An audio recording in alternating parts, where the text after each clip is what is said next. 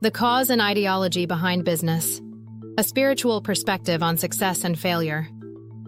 I believe every human being has fundamental concerns. I am no different. While living my life, I've been running a small business.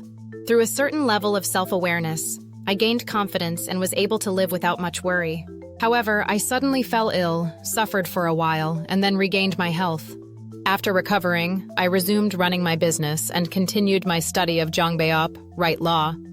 But lately, I've been feeling a vague sense of anxiety again. I seek the wisdom of the teacher on what I should do. Answer. When we go through hardships and then are given another opportunity, it means strength is being given to us. But when we face difficulty, why was it difficult? If we had studied, perhaps it wouldn't have been so hard. The reason we face hardship is because we don't use the strength we've been given properly. We don't treat the blessings given to us correctly, and then we face betrayal. If we misuse what was given to us, nature or God waits for a while. But when the time is up and we still fail to use it properly, it is taken away. And how is it taken away? Let me give you a few typical examples. It's taken in countless ways, but generally, it's taken through events like encountering a scammer, or accidents in the family, or by personal misfortunes and pain.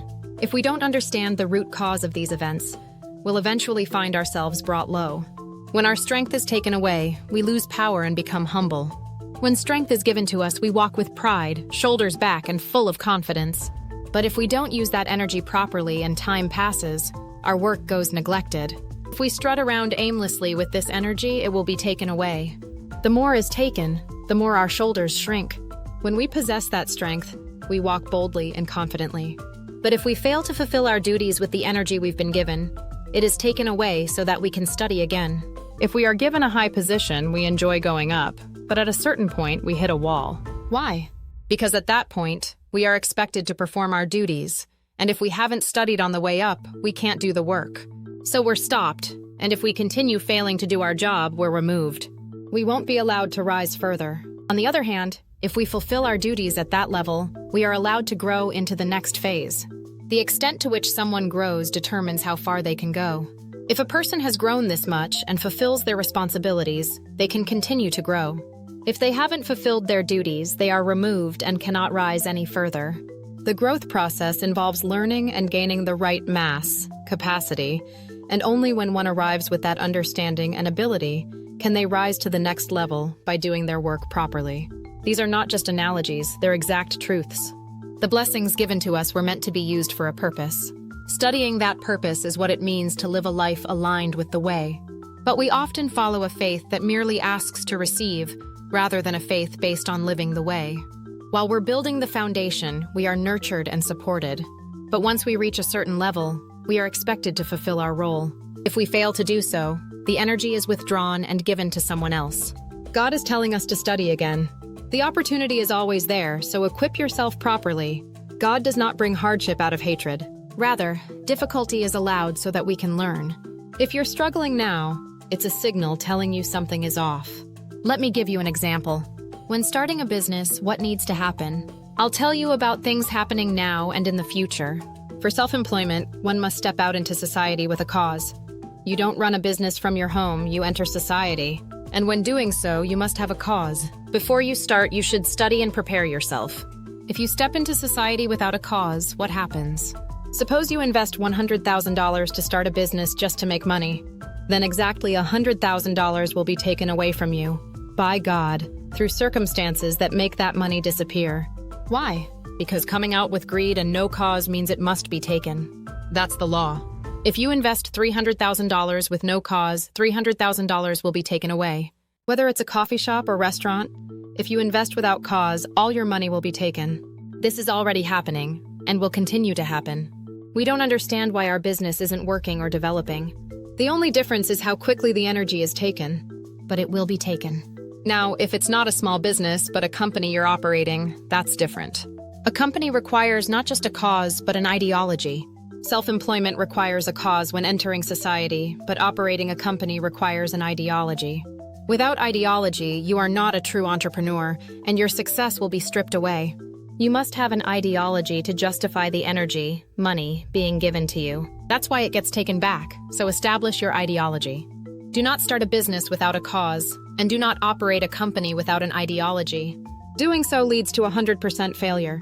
This is a law of nature that has been in effect since the post-heaven era began in 2013.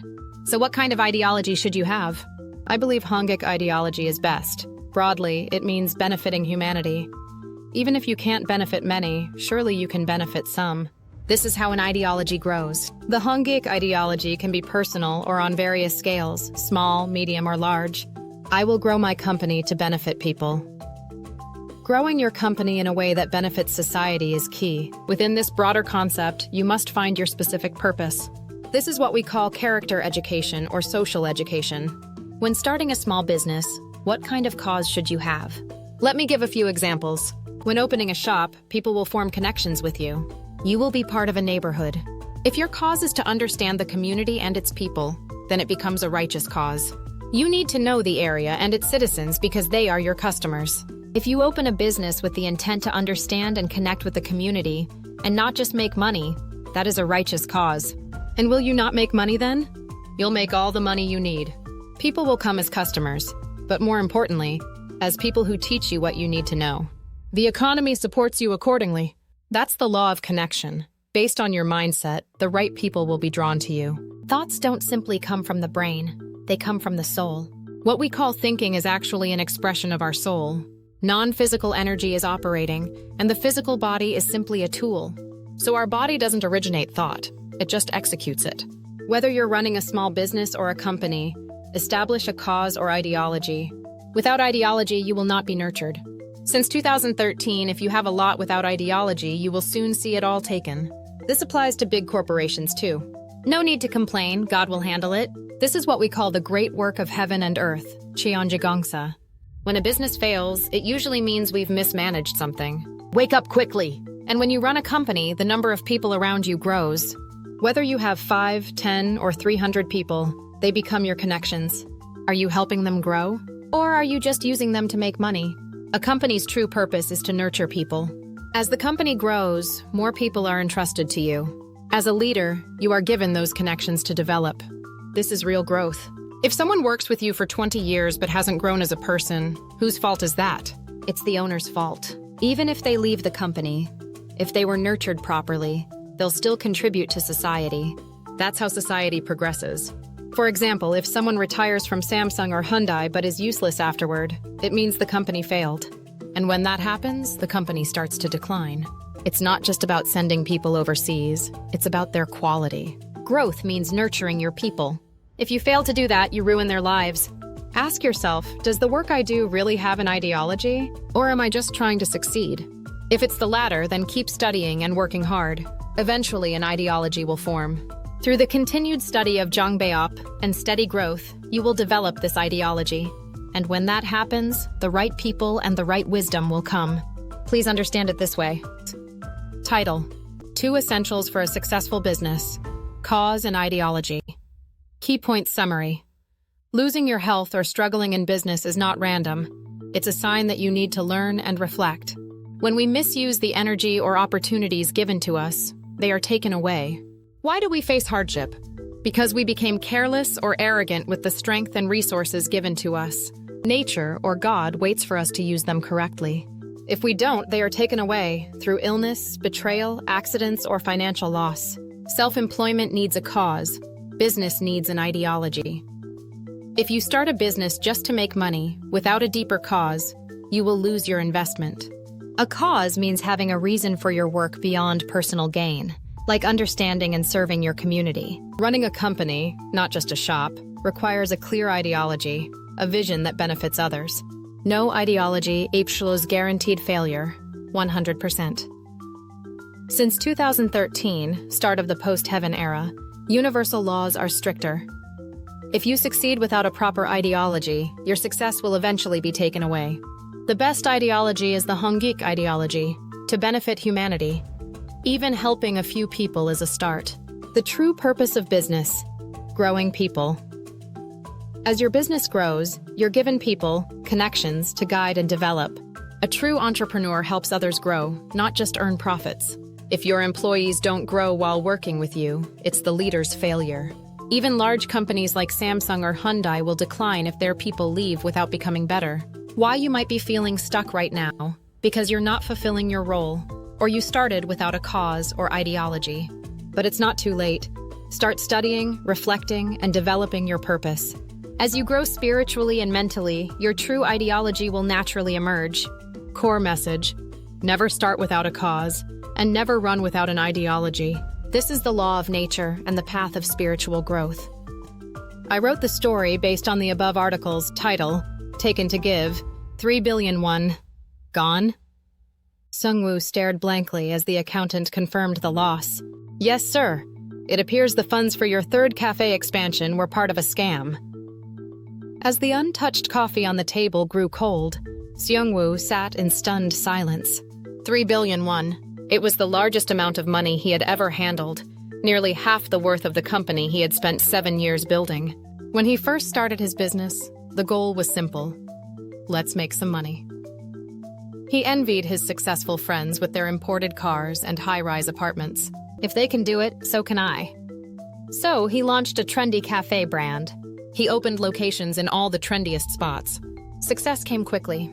Social media buzzed with phrases like young CEO and the man behind the miracle.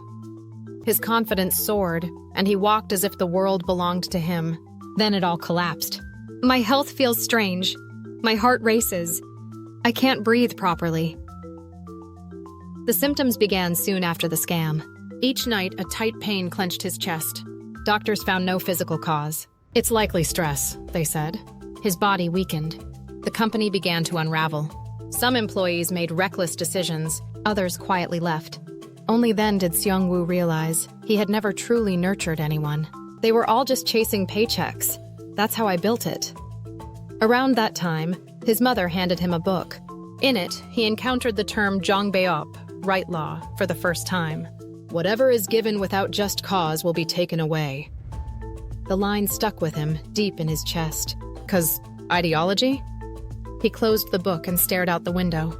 For the first time, he asked himself, why did I really start this business? Months later, Seung-woo made a surprising decision. He closed 2 of his cafes and turned his main location into something new. One corner of the store became a free reading room and community space. This place isn't just about making money anymore. It's about getting to know the people here. People were confused at first, but strangely, sales didn't drop. In fact, more locals began to stop by. Mothers came with their children to read. Elderly neighbors brought in old books to share. On Saturdays, he began hosting a free event, life lessons over coffee. At first, only 2 or 3 people came, then 10, then 20. Before long, Sung-woo wasn't just a cafe owner. He was the life teacher in his neighborhood. 3 years passed. Then came the news. The man who had scammed him had been arrested. Mr. Han, the lawyer said, you may be able to recover part of the funds. But Seung-woo just smiled. That's okay. I've already received something far greater. Now, he lived with a clear ideology. If I can help even one person live better, it's worth it. He had learned that a business is only a tool, a means to serve people, not use them. That night, after closing the cafe, Seung-woo quietly read the thank you notes left by visitors. Your words changed my life. Thanks to you, I can talk to my son again. I learned how to smile again. His eyes welled up. The shoulders he once held high with pride were now gently lowered with gratitude. Now, this is the real beginning, the end.